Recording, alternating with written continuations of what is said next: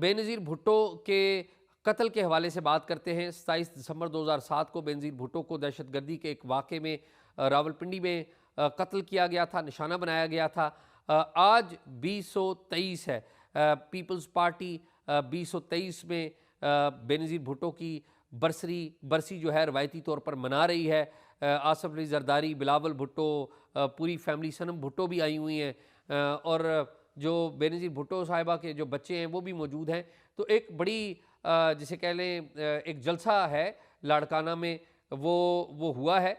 लेकिन अहम बात ये नहीं है कि जलसा हुआ है, अहम बात यह है कि जलसे में भी कहा गया है कि बेनज़ीर के जो कातिल हैं उनको कैफ़रे किरदार तक पहुँचाया जाएगा। लेकिन अफसोसनाक बात यह है कि बेनज़ीर भुट्टो की जो डेड बॉडी है, उनका जस्दे खाकी जो है, उसके ऊपर भी सियासत होती है और होती रहेगी। लगता यह है कि यह सियासत जारी रहेगी। बेनज़ीर भुट्टो साहिबा का जो मर्डर है, इसके ऊपर 5 इन्वेस्टिगेशंस हुई हैं। सबसे पहले पंजाब पुलिस ने की थी, जब 27 दिसंबर 2007 को उस वक्त बेनज़ीर भुट्टो साहिबा को पिंडी में शहीद किया गया था, तो उस वक्त निगरान हुकूमत थी। उस वक्त की जो निगरान हुकूमत है, पंजाब ने उसका मुकदमा दर्ज किया था, और मुकदमा दर्ज होने के बाद इनिशियल इन्वेस्टिगेशन पंजाब ने की थी। फिर फरवरी में इलेक्शन हुए थे 2008 में, तो पीपल्स पार्टी जो है वो इक़्तिदार में आई थी, और पीपल्स पार्टी ने आते साथ उस मुकदमे को इस्लामाबाद वफाकी दारकूमत में ट्रांसफ़र किया और FIA के सुपुर्द कर दिया। FIA ने उस केस की जो तहकीकात है वो की। उसमें इनिशियली उसामा बिन लादेन को भी शामिल किया गया था, अलकायदा के लोगों को भी शामिल किया गया था। उसामा बिन लादेन, मैं कह रहा हूँ, अलकायदा के लोगों को भी शामिल किया गया था। फिर परवेज़ मुशर्रफ साहब को भी नॉमिनेट किया गया था, और लोगों को भी नॉमिनेट किया गया था। लेकिन इन तमाम लोगों के साथ बैतुल्ला महसूद, जो कि TTP के सरबराह थे, उनको और उनके चंद साथियों को भी नॉमिनेट किया गया था। कुछ लोगों को गिरफ्तार किया गया था, लेकिन उनके खिलाफ जो मुकदमा है वो 31 दिसंबर 2017 को जो इंसदाद दहशतगर्दी की अदालत है उसने खारिज कर दिया था। उसके बाद कोई अपील नहीं हुई और ये मामला इधर का इधर ख़त्म हो गया। लेकिन इसी दौरान पीपल्स पार्टी की गवर्नमेंट ने पहले स्कॉटलैंड यार्ड को इंगेज किया, जो बरतानिया की मारूफ पुलिस है, और उसको तहकीकात के लिए बुलाया गया, जिसने अपनी तहकीकात में जो पाकिस्तान का जो इनिशियल क्लेम था कि बेनज़ीर भुट्टो साहिबा के सर पे हैच लगी है, एक तो उसको तस्दीक की, और फिर उनकी तफसीलात, जो फ्रांजिक तफसीलात है, वो भी दी। लेकिन साथ ही साथ अगली तहकीकात के मरले के तौर पर जो पीपल्स पार्टी की गवर्नमेंट थी, जो कि 2008 से 13 तक रही है, उसने UN कमीशन को भी UN को दरख्वास्त की थी, जिस पे एक कमीशन बना था, और UN कमीशन ने अपनी रिपोर्ट दी थी। उसमें बाज़ जनरल्स के नाम भी लिए गए थे, और जो UN कमीशन के जो सरबराह थे, उन्होंने कहा था कि उनको मालूमात नहीं दी गई, पूरी मालूमात उनके पास नहीं मिली। हतमी तौर पर वो भी किसी कातिल का सुराग नहीं लगा सके थे। ताहम उन्होंने पाकिस्तान के सिस्टम के ऊपर, और उस वक्त पाकिस्तान के जो सिक्योरिटी से मुतल्लिका अहम लोग हैं, हमारी इंटेलिजेंस के मुतल्लिका अहम लोग हैं, उनके ऊपर अहम सवाल उठाए थे।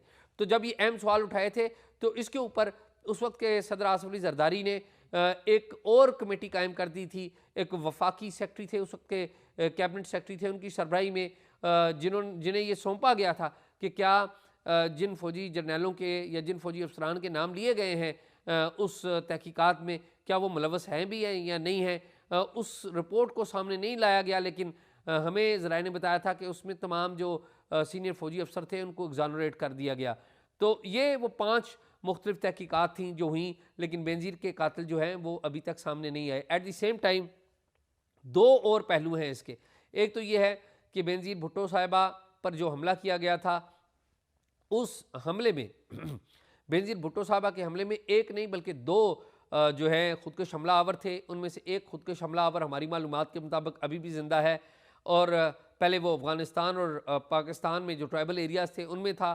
फ्रैंकली स्पीकिंग, उस खुदकुश हमलावर से एक फ़ॉरेन जर्नलिस्ट ने और मैंने ज़ाती तौर पे ख़ुद भी इंटरव्यू करने की कोशिश की, मगर वो कामयाब नहीं हो सका। लेकिन ये शोर है कि एक और खुदकुश हमलावर भी था, वो ज़िंदा है। और जिन लोगों को गिरफ़्तार किया गया था, उनको इनिशियली तो पहले 16 MPO के तहत गिरफ़्तार रखा गया, नज़रबंद रखा गया, लेकिन बाद में उनको खामोशी से रिहा कर दिया गया। एट द सेम टाइम जब आसफ अली जरदारी सदर थे, तो उन्हीं दिनों ड्रोन हमले के ज़रिए बैतुल्ला महसूद को निशाना बनाया गया था, और आसफ अली जरदारी साहब को जो ड्रोन हमले की जो कार्रवाई थी वो उस वक्त intelligence inter services intelligence ISI ने वो दिखाई भी थी और आसिफ अली जरदारी को बताया गया था कि ये बेनज़ीर भुट्टो का कातिल है जिसे मार दिया गया है। उसके बाद से अब तक रवायती तौर पर ये बातें होती हैं, लेकिन अमली तौर पर ये बेनज़ीर भुट्टो का जो जज्दे खाकी है उसके ऊपर एक सियासी बात ज़रूर की जाती है कि उनके कातलों को कैफ़रे किरदार तक पहुँचाया जाएगा, लेकिन अमली बात हकीकत से ताल्लुक़ नहीं रखती। साथ ही साथ इसमें एक अहम बात और है कि शुरू में पीपल्स पार्टी इस पे इम्प्लाई करती थी कि इस्टेब्लिशमेंट का, शायद उस वक्त की जो इस्टेब्लिशमेंट है उसका कोई भी हाथ था, लेकिन अब पीपल्स पार्टी ने ये कहना छोड़ दिया है, इस मामले को गोलमोली रखा गया है। अब तक तो बेनज़ीर भुट्टो साहिबा को के नाम को इस्तेमाल ही किया गया है। मुझे लगता है कि आइंदा आने वाले दिनों में भी, आइंदा आने वाले सालों में भी बेनज़ीर भुट्टो साहिबा का जो कत्ल है इसकी पुरअसरारियत जो है वो कायम रखी जाएगी। इसलिए कायम रखी जाएगी कि ये ख़ुद पीपल्स पार्टी के लिए और बहुत सारे दीगर स्टेक होल्डर्स के लिए ज़रूरी है।